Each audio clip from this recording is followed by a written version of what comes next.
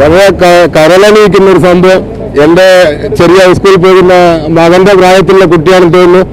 ചിത്രം വരച്ച് ആ കളറ് ചെറിയ ബാഗില് കളറും ആ ബാഗ് എല്ലാം ഇങ്ങനെ കാണുന്ന വളരെ ദയനീയമായിട്ടുള്ള രംഗങ്ങളാണ്. അപ്പൊ ഈ പരിസരത്ത് രക്ഷാപ്രവർത്തനത്തിന് ഇപ്പൊ അവിടെ അതിന്റെ മുകളിൽ കിടക്കുന്ന പുസ്തകങ്ങൾ 4-5 കളർ പുസ്തകങ്ങൾ ചിത്രം വരച്ചിട്ടുള്ള ഇവിടെ നടന്നു കിടക്കുന്നുണ്ട്.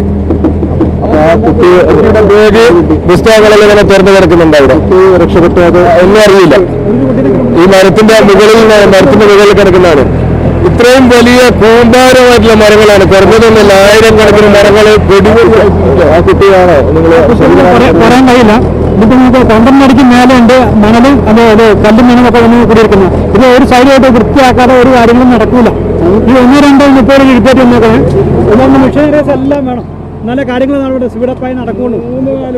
ഇത് സംഭവിച്ചത് എന്താണെന്ന് വെച്ചാൽ ഔദ്യോഗികമായിട്ടുള്ള ആളുകൾ ഇന്നലെ ഇവിടെ ഇല്ലായിരുന്നു. അപ്പൊ ഇന്നലെ കുറച്ച് വണ്ടികളൊക്കെ വന്ന് മടങ്ങിപ്പോയി.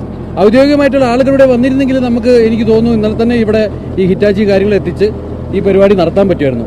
അത് ഔദ്യോഗികമായ ആളുകൾ ഇവിടെ എത്തിപ്പെടാത്തതാണ് മെയിൻ കാരണം. ഇവിടെ നമ്മൾ ഒരു 10-50 ആളുകൾ ഒരു കൂട്ടം കുറച്ച് ക്ലബ്ബുകളും കാര്യങ്ങളും ആയിരുന്നു ഇവിടെ ഉണ്ടായിരുന്നത്.